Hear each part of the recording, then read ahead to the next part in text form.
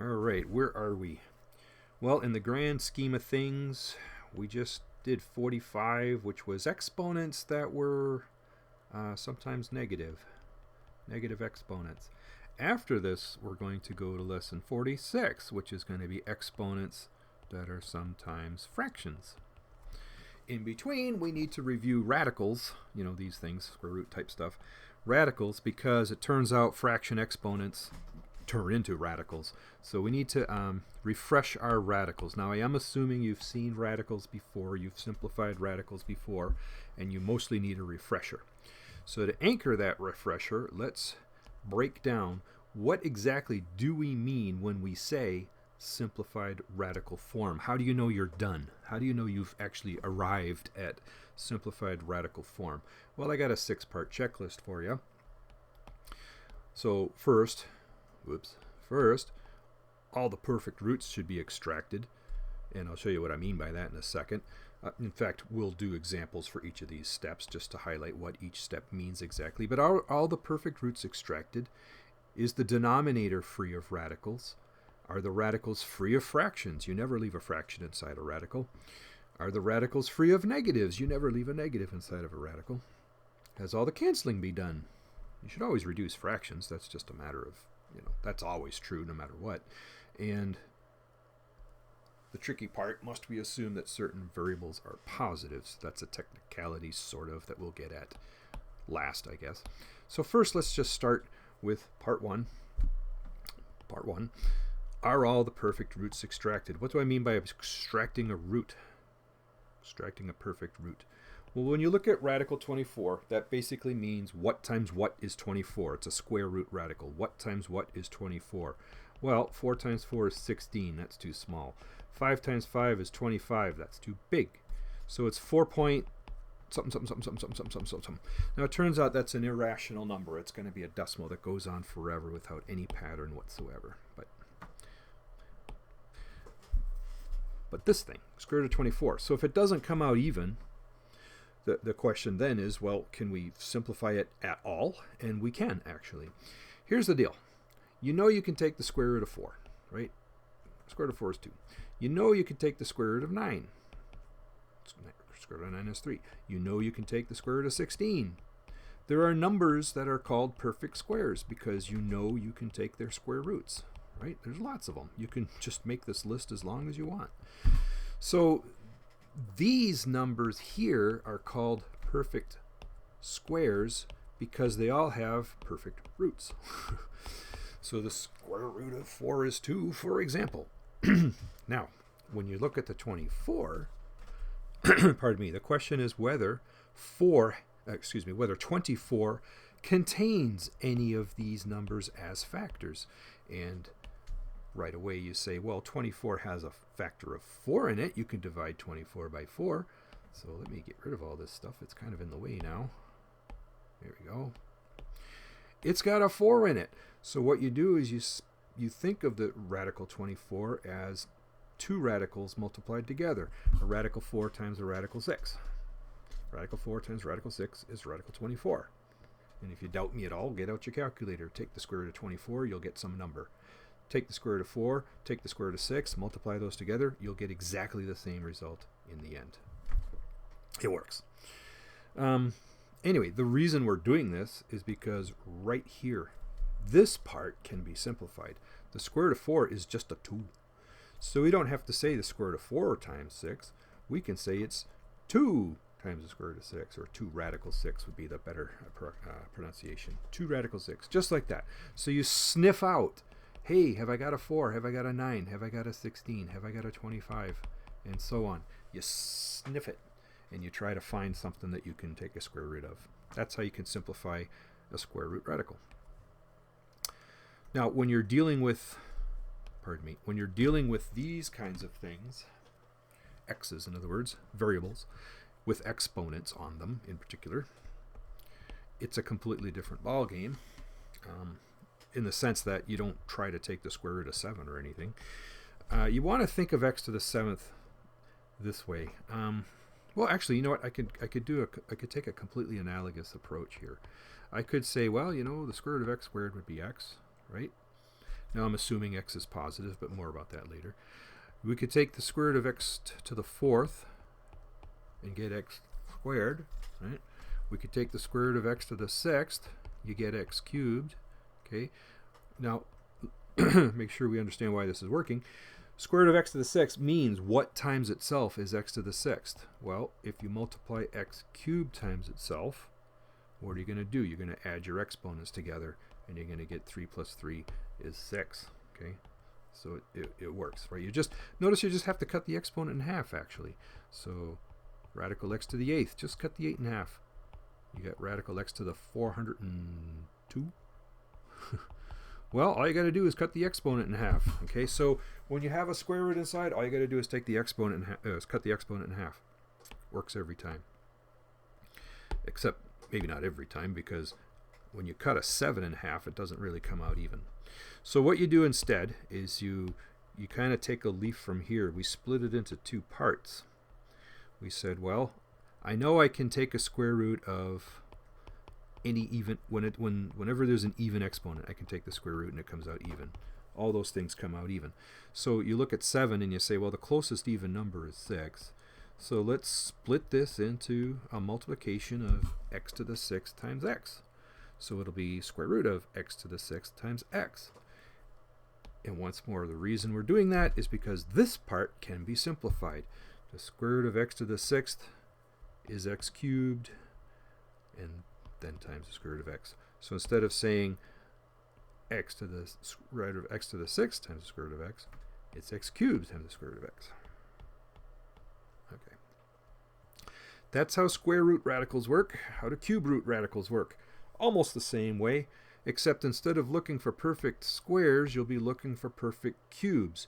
Things like 2 times 2 times 2 is 8. 8 is a perfect cubed. 3 times 3 times 3, 27. 27 is a perfect cubed. 4 times 4 times 4 comes out to 64. 64 is a perfect cube. I always thought that was kind of fun. If you take the square root of 64, you get 8. But if you take the cube root of 64, that also comes out even. It comes out to 4. It comes out different, but it comes out even, which is nice.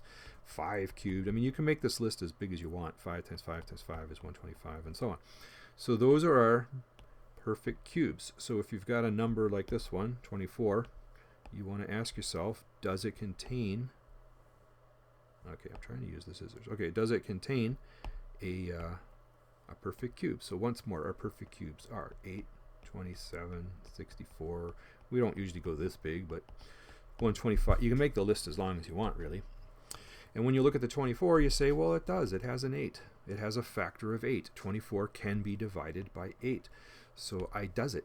I take the 24 and I break it up as the cube root of 8 times the cube root of 3. This should be a little bit neater than it looks. There we go. Cube root of 8 times the cube root of 3. My goodness. And the reason we're doing this is because, again, this part can be simplified. The cube root of 8 comes out to just 2. So instead of cube root of 8 times cube root of 3, it's 2 times cube root of 3. And that's what we mean when we say extracting a perfect root.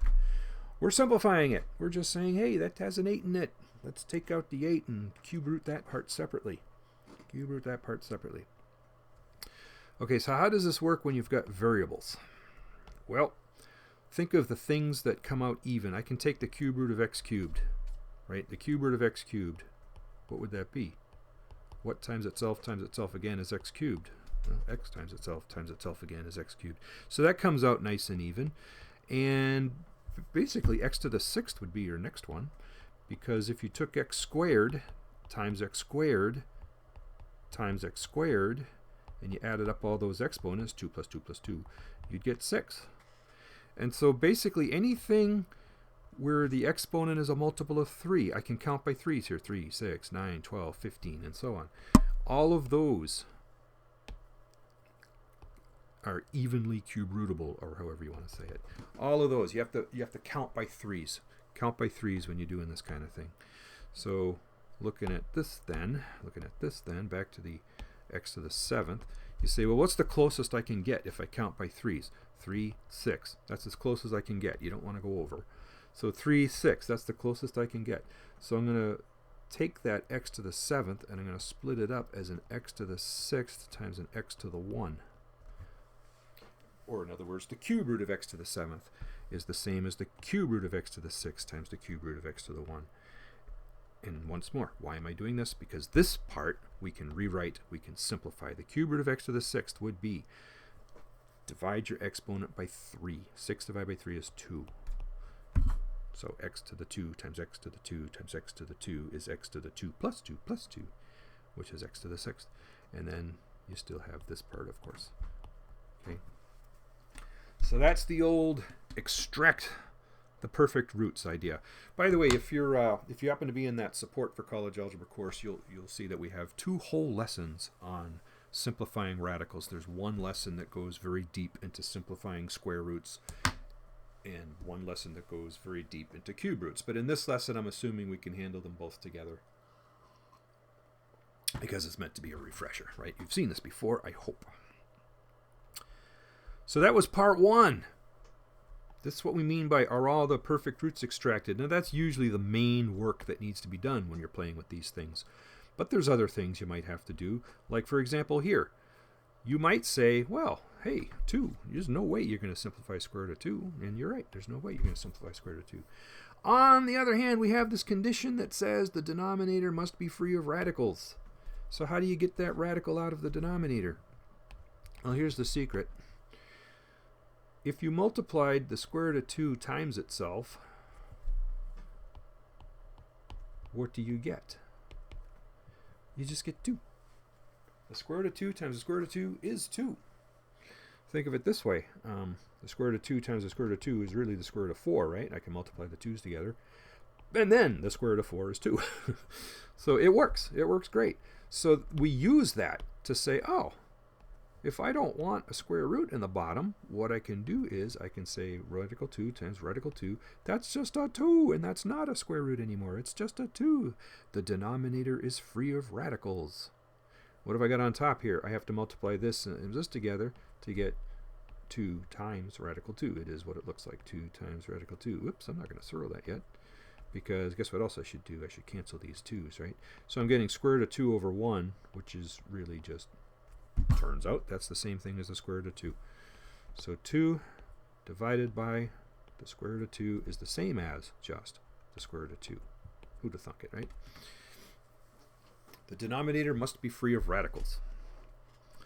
So once more, if you have a square root in your denominator, you can do this old trick. Multiply it by itself to make the square root go away. A couple comments here. One, make sure you do the same top and bottom, right? You can't just multiply the bottom by something. You have to do the same top and bottom. I mean, this goes back to your common denominator days. If you wanted to have a common denominator of 6, say, you'd have to multiply the top and bottom by 3. 1/2 is the same as 3/6, right? You're trying to make equivalent fractions here. So make sure you do the same top and bottom. The other comment, I just want to explain this phrase here. Sometimes this is called rationalizing the denominator. So I kind of, that phrase isn't showing up here. It just says, is the denominator free of radicals? Another way of saying it is the denominator rationalized? Rationalize the denominator. But that's kind of a funky sounding phrase, so I just want to explain what that means. See, square root of 2, this, is a irrational number. It has a decimal expansion that goes on forever. It's irrational. So having a square root of 2 as your denominator means you have an irrational denominator. Now we got rid of that square root of 2 and turned it into a regular 2. Well, 2 is a rational number. There's nothing irrational about 2. It doesn't have a decimal that goes on without repeating. It's just a 2. It's a rational number. So get it? We had an irrational denominator. We ended up with a rational denominator. We rationalized the denominator. Okay, so that's what that phrase means. Now, you have to do the same thing if you have a cube root in the denominator. You don't want a cube root in the denominator. Now, you have to be careful here, because this isn't going to work, really. Why isn't that going to work? Well, the reason is, well, I mean, look back again to over here. Why did this work? this over here worked because square root of 2 times square root of 2 is the square root of 4, and the square root of 4 is regular 2. So I was able to make the radical go away because I could take the square root of 4 and it comes out evenly. But what happens when you multiply cube root of 2 times cube root of 2? You get the cube root of 4. Well, that doesn't help. You can't take the cube root of 4. The cube root doesn't go away. It doesn't go away. If you want the cube root to go away, you got to have something inside that's cube rootable. Something like an 8. See, if you had an 8 in there, you'd be golden. So it turns out that the secret to this one is to multiply not by 2, but 2 squared. So the idea is I'm trying to build, I'm trying to build the contents up to a cube. Build contents to a perfect cube. And a perfect cube means the exponent is either 3 or 6 or 9 or so on. Exponent has to be 3, 6, or 9. So if you look at it this way, that's a 2 to the 1. I wish it were 2 to the 3. So what I'll do is I'll multiply by 2 to the 2. Some people like to just say, look, this is my goal. I'm trying to get 2 cubed in here. So if I've got 2 to the 1, what do I have to multiply it by to turn it into 2 to the 3? I have to multiply it by 2 to the 2. Okay, so that's make sure you don't go anywhere until you see why that's so important, because again, you can't, it's not the same. With square roots, it's nice, you just kind of make a copy. Oh, square root of 2, I'll multiply by the same thing. But with cube roots, you can't just make a copy. You are going to multiply by the cube root of something, but you got to make sure that what you're doing is building up to a perfect cube inside. So if I have 2 to the 1, I actually have to multiply by 2 to the 2. Okay, so finishing this one up, what have I got on top? I've got 2 multiplying a radical. Okay, cute, cool, whatever. So here's the magic part. The cube root of 2 cubed is just 2. What have I got up top? I've got 2 times the cube root, and 2 squared, I might as well call that a 4. So there, my denominator has been rationalized. That's what we like. Actually, I should cancel these 2 years. Hey, what? Cancel the 2's. So I've got a cube root of 4 over 1. That thing just becomes out to a cube root of 4. That's cute. Shrink this back down a little bit. Okay, so that's what we mean by the first 2 things. Extract any perfect roots. Very important. Make sure your denominator doesn't have any radicals. In other words, rationalize the denominator if necessary. That's 2 things. What's another thing? Another thing is to make sure you don't just leave a fraction inside a radical. Square root of 2/3 like that. See, the problem is this actually counts as, you could split this up this way, right? You could just say, well, it's the square root of 2 over the square root of 3. And when you do that, you say, oh, I get it. It's like having a radical in the denominator. We don't want that. We don't want that. So we have to do the old trick. We have to do the old, okay, I can get rid of a square root of 3 if I multiply it by itself. So long as I do the same top and bottom, I'm legal. So on the top, root 2 times root 3 is root 6. And on the bottom, root 3 times root 3 is 3. So make sure you don't leave fractions in the radicals is what this is saying. Here, again, this is kind of like having a cube root of 2 on top of a cube root of 3. And when you write it that way, again, you say, oh, I see the problem. We don't want radicals in our denominators. We need to fix that. We need to rationalize the denominator. So what to do? Well, what to do is do the old multiply by the cube root of something. Make sure you multiply top and bottom by the same thing. Now what is this? This is 3 to the 1 power. What do I want? I want to have 3 to the 3 power. That's how I would get rid of a cube root. So I have to multiply then by 3 squared. 3 times what equals 3 cubed? I need to multiply by a 3 squared. So make sure you do the same top and bottom. And so what are we going to have on the top? We're going to have, well, you can just multiply these things together. 2 times 3 times 3. Might as well just do that. 2 times 3 times 3 is, what is that? 18. So cube root of 18 on the top. And the cube root of 3 cubed is just a 3. That was our whole goal, was to have no radical on the bottom. And there we go. And you might ask, can we reduce that? And the answer is no, because you'd have to be able to divide by a perfect cubed, either 8 or 27, and 8 doesn't go into it, so no, of course not. Of course, we could have seen that right here. Whoops. When we were doing we had a 2, we had a pair of 3s. We didn't have 3 of a kind for anything, so no, it's not going to reduce. So let's kind of get that color off there. It bothers me. Oh, now the 18's messed up. Do you see that? There, I'll fix. 3 things down, 3 things to go. So again, it's good to review. What have we done so far? We've said that you should extract any perfect roots, right? Okay. You should make sure that you rationalize the denominator, and this is kind of an extension of that idea. It's saying if you have a fraction inside, that's like having a radical in your denominator. You still got to fix it, right? All right, what else? This one's actually kind of short. Are the radicals free of negative? You shouldn't leave a negative inside.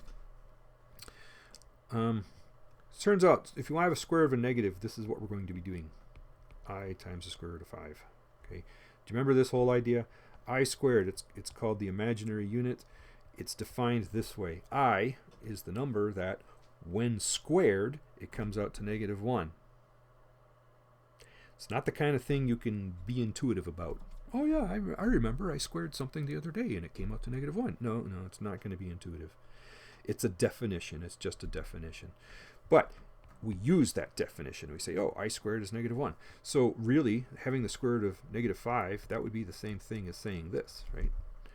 I squared is -1, and so 5 times I squared is like 5 times -1 is -5, right? So this is, but when you're looking at an I squared, you're saying, oh, I can take the square root of I squared. I get an I in front. So this is kind of a trick, if you will.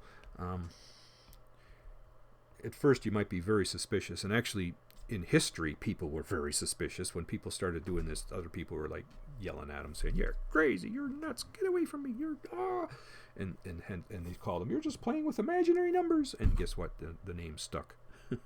The name stuck, imaginary numbers. But anyway, the short of it is, I got a negative inside my square root, I'll just put an I in front instead. I mean, it's really that quick. To take care of a negative in a square root, just put an I in front. And now it's not negative anymore. You don't have to do that for cube roots. You can just bring the negative right out front directly. And why is that true? Well, let's think of a different number. Like if I had the cube root of -8, what times itself again is -8? You get -2. Because -2 times -2 times -2. Remember, if you have a negative raised to an odd power, your answer is going to come out negative. And then 2 times 2 times 2 is 8, right? It works. So cube root of a negative, it comes out negative. I could have done it this way and got the same answer. Negative, and then the cube root of 8 is 2, right? It works either way. So again, the short of this is, and this is kind of well, I guess I can leave that there.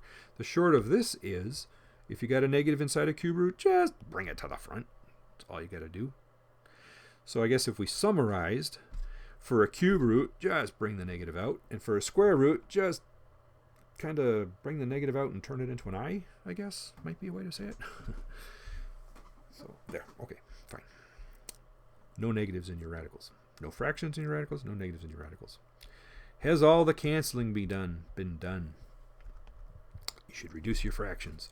Now, looking at this, you might say, well, can I cancel the 2 into the 8? And the answer is no, because that's not really an 8. That's a square root of 8. It's a very different thing. So you can't cancel inside and outside of square root of 8s, of square roots, I should say. So we should take care of this, though. Notice we have our square root in the denominator. That's a no good. Now, you could, if you wanted to, multiply top and bottom by square root of 8. In fact, I might as well just do that so you see what it looks like. I see people do this all the time, so we might as well see what this looks like. So if you do that, you've got 2x times the square root of 8. That's what's on top. And on the bottom, remember the whole idea is radical 8 times radical 8 is just 8. Now the problem with doing it this way is, well, first of all, notice you can cancel the 2 into the 8 and get a 4. So we're looking at this, x times the radical 8 on the top over a 4. But the problem is that radical 8 can be simplified. So we should do that.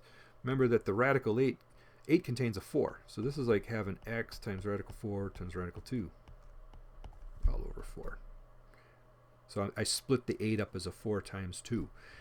The radical 4 simplifies to just a 2. And I'll just put that in front. And then we still have the x, and then we still have the radical 2 over 4. And again, with the canceling, I should cancel this 2 into this 4. And so my final answer in the end is x square roots of 2 over 2. There. Try to keep this one clear. Now, that you could do it that way. There's maybe a shorter way. I guess I'm not going to claim that it's shorter unless it actually turns out to be shorter. But there's another way, for sure. There's another way that you can do this. And that would be to first simplify the square root of 8. First extract the 4. So I have a 2x over, and again, the square root of 4 is just a 2. Cancel these 2's right away. So I've got x over square root of 2. Okay, now's the part where I'll fix the denominator. So I've got x times radical 2 on the top. Radical 2 times radical 2 is just 2. And there I am at the same answer. And to me, that seemed easier and quicker. So it's like I simplified the square root of 8 first. Then I rationalize my denominator. But it doesn't particularly matter. I guess if you're in a real big hurry, you want to multiply by root 8 over root 8. You're in a big hurry, which means you want to get started even if it's the long way. Something like that. I can actually relate to that statement, by the way. I'm not being completely flippant or anything. Anywho, so with this problem, again, we had to rationalize the denominator. That was the main problem. We also had the problem that root 8 wasn't even simplified in the first place. But especially, make sure you do cancel things top and bottom. Whenever you can cancel things top and bottom, you should do that. Now this one, what are we going to do? I think I'm going to start by saying, hey, we got radicals in the denominator, man. So I'm going to take care of that problem first. Multiply the top and bottom by the cube root of something. Cube root of what?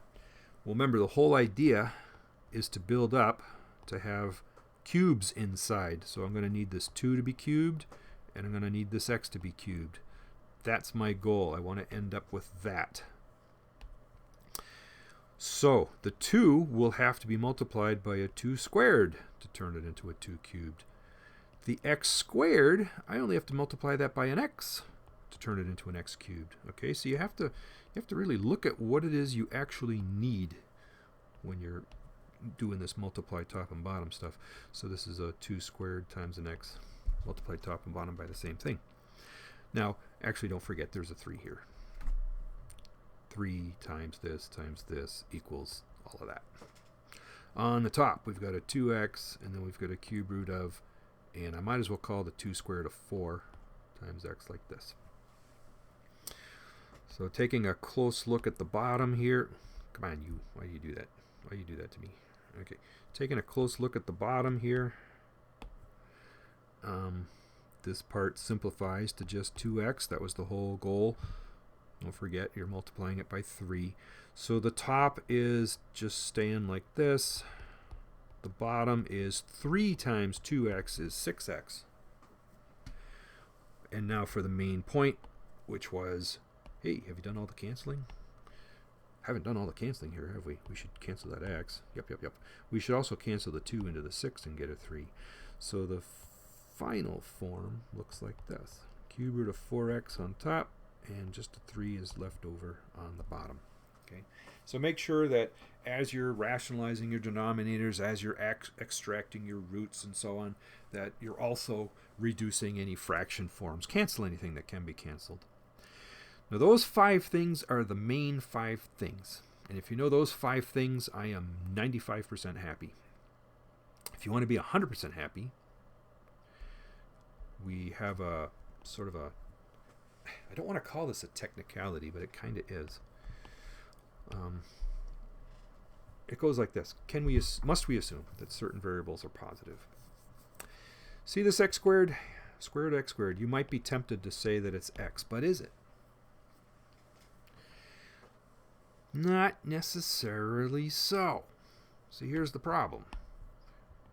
Wait, see, we don't know what x is. It's a variable. We don't know what it is. That's why we're using an x instead of a number. We don't know what it is. If x is positive, like maybe positive 2, then it works.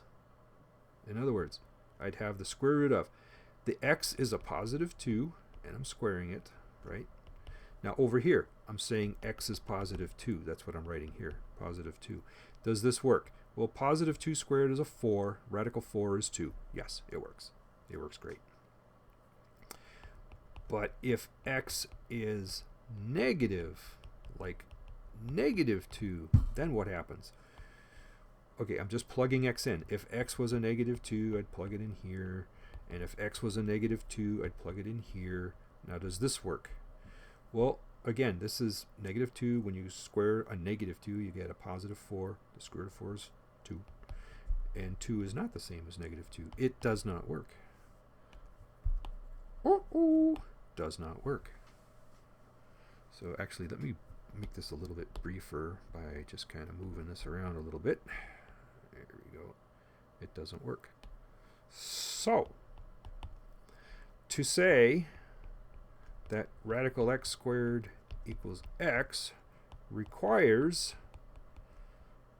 that x is positive. Okay, that's so important. I'm going to highlight that in like maybe a fuchsia. That I said fuchsia. I said fuchsia. I said highlight. What's going on? You're a highlighter, right? You highlight, don't you? Oh, there we go. Got it to work. Technology is wonderful, except it's sometimes not quite.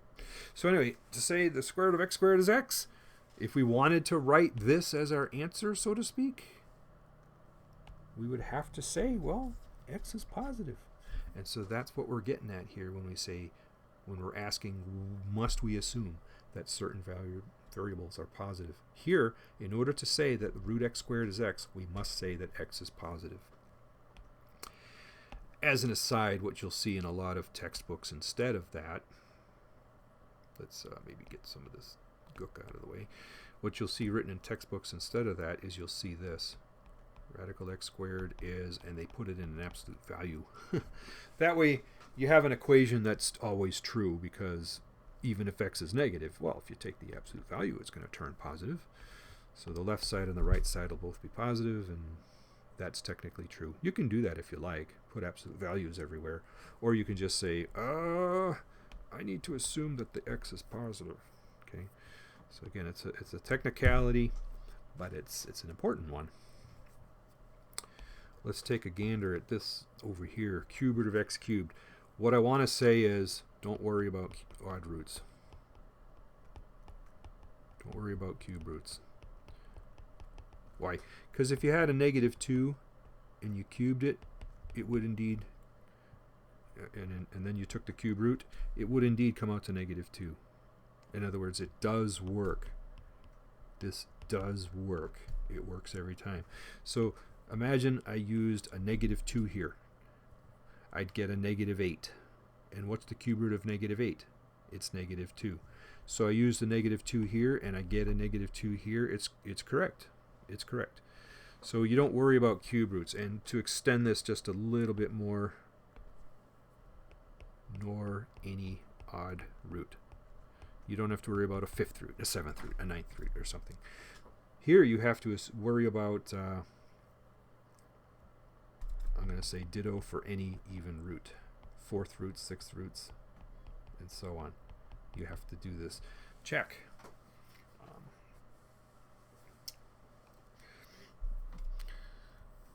I suppose you could write something like this. Does x to the 4th equals x? Does the radical x to the 4th equal x squared? It does if x is positive.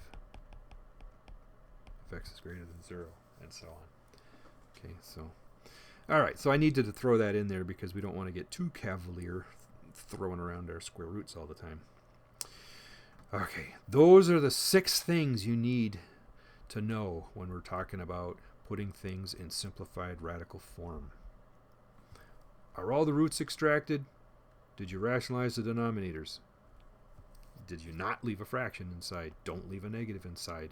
Have you reduced everything as possible? And if it's an even root, you might want to consider whether you have to say the variable is positive. So we're going to end with, I got a half dozen just further examples just for some further practice here. So let's see, what color should we go with this? Let's go with a darker blue. Okay, cool. Further examples. Square root. 16x to the 16th. I like this problem. I like this problem because it's not hard to do, but you have to remember that you're playing different games with these two 16s, right? So this 16, the square root of 16 is 4. Oh, wait a minute. I don't write a square root. Square root of 16 is 4. There. But I'm not going to say x to the 4th. No. Because what you do, remember, is you cut the exponent in half. It's 4x to the 8th. And again, to prove it to yourself, just imagine if you multiplied 4x to the 8th times itself, these 4's multiply to a 16, these 8's add to a 16, right? You add exponents. So take the square root of that in the usual way, but the exponent just gets cut in half. Here's a square root. Okay, this one's going to have a little more, we have to chew on this one a little bit. First of all, the fact that there's a negative inside, remember we could just bring that out as an I. Okay, that's part of the deal. Now, these two 27s, again, we have to play with those 27s in different ways. When it comes to this, we call this the coefficient, 27 times x to the blah, blah. That's called the coefficient. We want to be sniffing out any perfect cubes. Squares. So like 4 is something you can take a square root of. It's a perfect square. 9 is something. 16 is something. Remember these numbers? So you have to remember these numbers and say, okay, does 27, can it be divided by any of these numbers? Can I divide 27 by 4? No. Can I divide 27 by 9? Yes. All right, it's got a 9 in it. Extract that sucker, so to speak. So I'm going to split this up. I already took care of the negative. It's an I. So I'm going to split this up as a 9 times a 3, like this. Square root of 9 times square root of 3. Meanwhile, how do we deal with the x to the 27?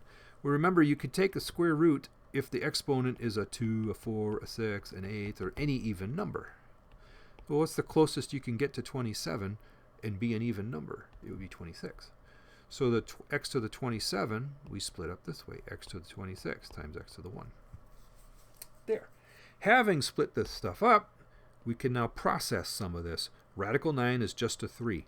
This, if you cut the exponent in half, comes out to x to the 13th. So I've got a 3. And here's the order we write these things in. We put the 3. Then we put the I. No, we don't. Put the 3, put the x to the 13. Nah, I guess we did put the I. I'm just trying to remember how this works now. Usually we put the I out front like this. 3i, x to the, 13th, right? So that takes care of this. I have an I have a 3, I have an x to the 13th. Those are all outside radicals now. They've been rooted. They've been square rooted. They're done. And I still got some stuff left inside. I still got a 3 left inside. I still got an x left inside. Put them back together. They stay inside. And so that's how you do that one. So there's a lot of pieces that you have to keep track of. But as you learn to keep track of your pieces, you'll be able to fly pretty quick on these things. So those are two nice examples of square roots. Here's some examples of cube roots. Stop doing that. Okay, here's some examples of cube roots.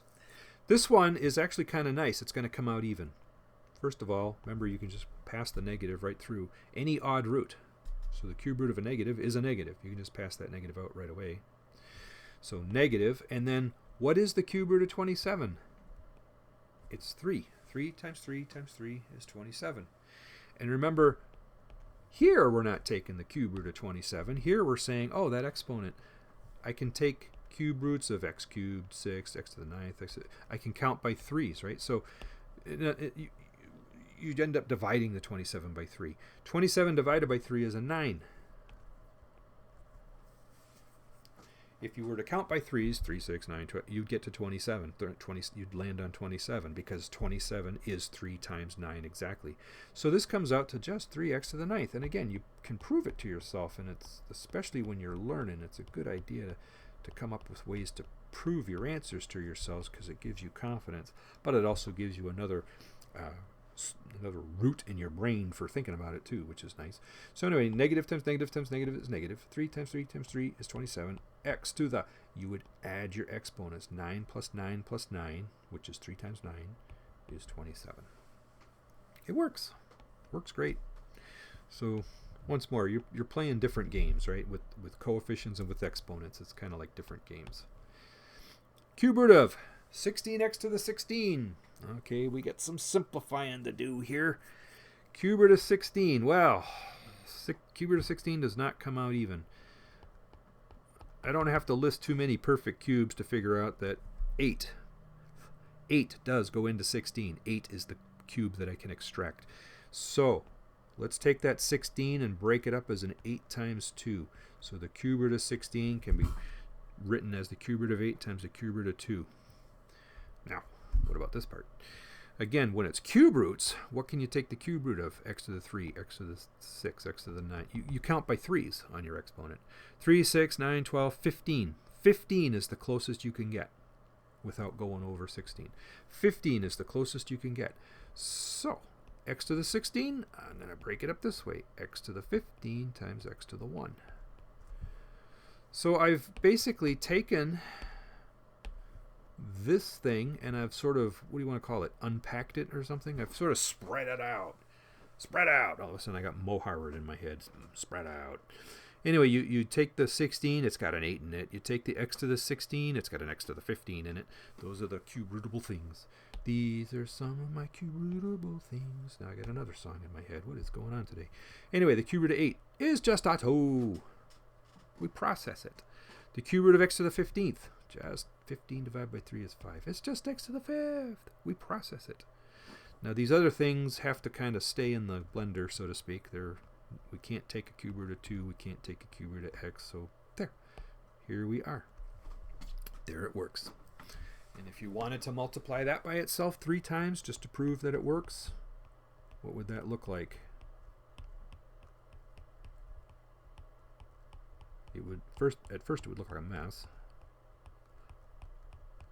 But remember, you can multiply things in any order. So 2 times 2 times 2. In fact, let me do it this way. Make sure 2 times 2 times 2 is giving me an 8. X to the 5th times x to the 5th times x to the 5th. You'd be adding your exponents. 5 plus 5 plus 5 is 15. Right? And then, remember this part. The cube root. Sheesh. I said sheesh. I said sheesh. Still saying sheesh. Okay, a cube root times itself 3 times is a cube root of 2 times 2 is 4 times 2 is 8. X times x times x is x cubed, which is actually just 2x. And then if you multiply the 8 times the 2, it's 16. And if you multiply x to the 5th, you get x to the 16th. It works. It works like a charm. Works great. Okay, we got 2 more examples to come. So just getting a little bit more complicated. These have denominators that we're going to have to fix up. So I've got a square root in my denominator. That's no good. So I need to multiply top and bottom. And remember, with square roots, it's actually kind of nice. You can just kind of copy it. Just make a copy. I don't care about the 7. It's the root that bothers me. So I'm going to multiply top and bottom by root 5x. What's this give me? Well, on the top, it is what it looks like, 8 root 5x. On the bottom, what is it? Well, the idea is that when you multiply the root of 5x times itself, you end up with a regular 5x. It's not in the root anymore, right? It became 25x squared. You took the square root, you got 5x. Just remember to multiply it by the 7. So you've got a 35x. And that's all you can do there. 8 doesn't go into 35. There's no canceling to done. It's done. It's done. So that one wasn't bad, actually. Now this one is a little more intense because look at all that stuff. We got cube root of all kinds of stuff. First thing I'm going to do is I'm going to bring the negative out. Bring the negative out front. And remember that if you have a negative denominator, it's the same thing as having a negative fraction, right? Because a positive divided by a negative is a negative. So that took care of the negative. Okay, so what do I got here? I got a cube root. I've got a 3 now, an x to the 4th, and a y to the 5th.